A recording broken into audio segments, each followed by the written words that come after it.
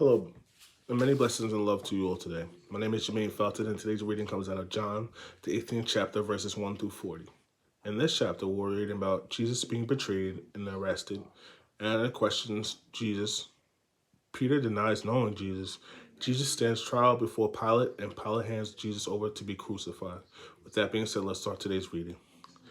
After saying these things, Jesus crossed the Kidron Valley with his disciples and entered a grove of olive trees. Judas the betrayer knew this place because Jesus had often gone there with his disciples. The leading priests and Pharisees had given Judas a contingent of Roman soldiers and temple guards to accompany him. Now, with blazing torches, lanterns, and weapons, they arrived at the olive grove. Jesus fully realized all that was going to happen to him, so he stood forward to meet them. "Who are you looking for?" he asked. "Jesus the Nazarene," they replied. "I am he," Jesus said. As Jesus said, "I am he," they all drew back and fell to the ground. Once more he asked them, "Who are you looking for?" And again they replied, "Jesus the Nazarene." "I told you that I am he," Jesus said, "and since I am the one you want, let the others go." He did this to fulfill his own statement. "I did not lose a single one of those you have given me." So when we go to verse 4 through 5, John does not record Judas' kiss of greeting that we see in Matthew 26:49 or in Luke 22:47 through 48. But Judas' kiss marked the turning point for the disciples with Jesus' arrest. Each one's life will be radically different. For the first time, Judas openly betrayed Jesus before the other disciples. For the first time, Jesus' loyal disciples ran away from him. We see this in Matthew 26:56. The bond of disciples will undergo severe testing before they were transformed from hesitant followers to dynamic leaders. And in verse 6, we also see that the men may have been startled by the boldness of Jesus or by the words, "I am he," a declaration of his divinity that we also saw in Exodus 3:14 with Moses. Or perhaps they were overcome by his obvious power and authority. Let's continue to verse 10. Then Simon Peter drew a sword and slashed off the right ear of Malchus, the high priest's slave. But Jesus said to Peter, "Put your sword back into the sheath. Shall I not drink from the cup of suffering the Father has given me?" So we see in verse 10 and 11 that trying to protect Jesus, Peter pulled a sword and wounded the high priest's slave.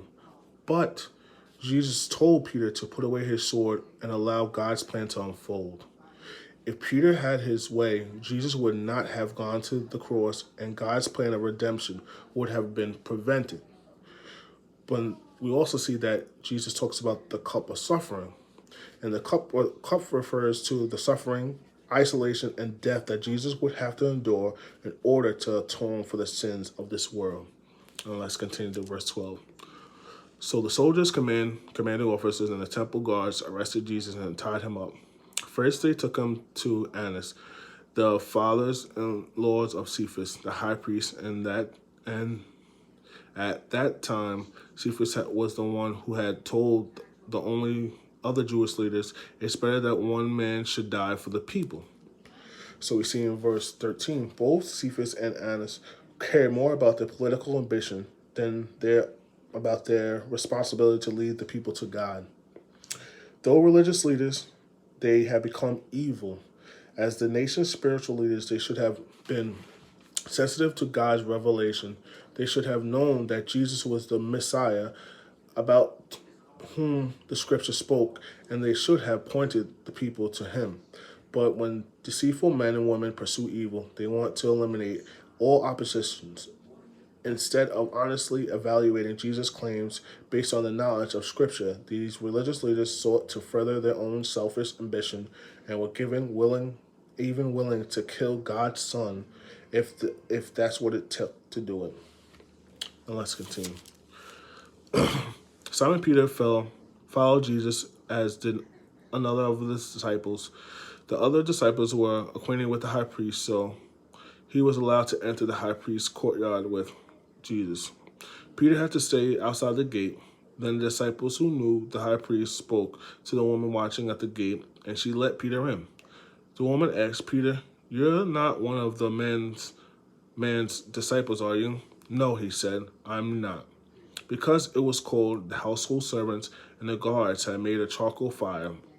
They stood around it, warming it themselves, and Peter stood with them, warming himself. Inside, the high priest began asking Jesus about his followers and what he had been teaching them. Jesus replied, "Everyone knows what I teach. I preach regularly in the synagogues at the temple, where the people gather. I have not spoken in secret. Why are you asking me this question? Ask those who heard me. They know what I said." Then one of the temple guards standing nearby slapped Jesus across the face. "Is that the way to answer the high priest?" he demanded. Jesus replied, "If I said anything wrong, you must prove it. But if I speak the truth, why are you beating me?" Then Annas bound Jesus and sent him to Cephas, the high priest. Meanwhile, as Simon Peter was standing by the fire warming himself, they asked him again, "You're not one of his disciples, are you?" He denied it again. "No, I am not." But one of the household slaves of the high priest, a relative of man's whose ear Peter had cut off, asked, "Did I see you out in the olive grove with Jesus?" Again, Peter denied, and immediately a rooster crowed. So we see here in verse 22 through 27 that we can easily blame the high council for their injustice in condemning Jesus, but we must remember that Peter and the rest of the disciples also contributed to Jesus' pain by deserting and denying him. We also see this in Matthew 26, verses 56 and 75.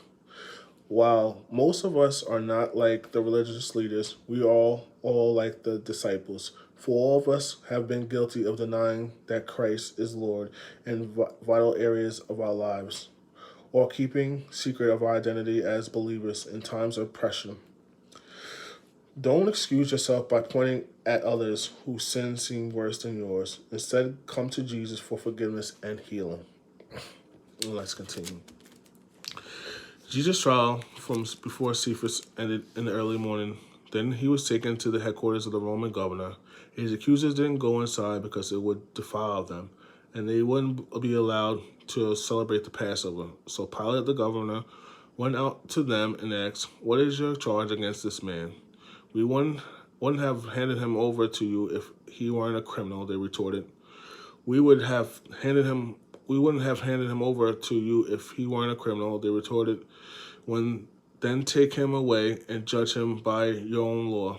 Pilate told them, "Only the Romans are permitted to execute someone," the Jewish leaders replied. This fulfilled Jesus' prediction about the way he would die.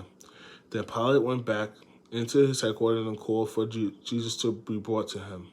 "Are you the king of the Jews?" he asked. Jesus replied, "Is this your own question, or did the others tell you about me?" Am I a Jew?" Pilate retorted. "Your own people and their leading priests brought you to me for a trial. Why? What have you done?"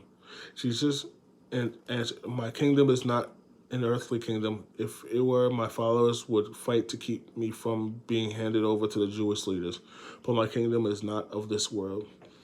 So we see in verse 31, Pilate made 4 attempts to deal with Jesus.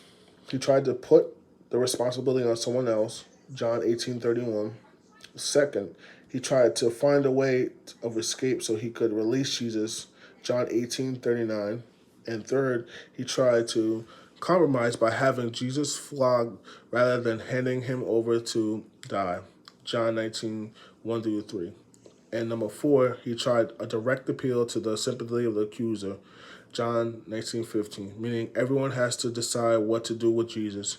Pilate tried to let everyone else decide for him. In the end, he lost. And let's continue. Pilate said, "So you are a king?" Jesus responded, "You say I'm a king. Actually, I was born and came into this world to testify to the truth. All who love the truth recognize that what I say is true." "What is the truth?" Pilate asked. Then he went out again to the people and told them, "He is not guilty of any crime, but you have a custom of asking me to release one prisoner each year at Passover. Would you like me to release this King of Jews?" But they shouted back, "No, no, not this man. We wanted Barabbas." Barabbas was a revolutionary, and that's what we'll end today. I pray that today's reading will help you out today and that you will be blessed. Have a blessed day, brothers and sisters.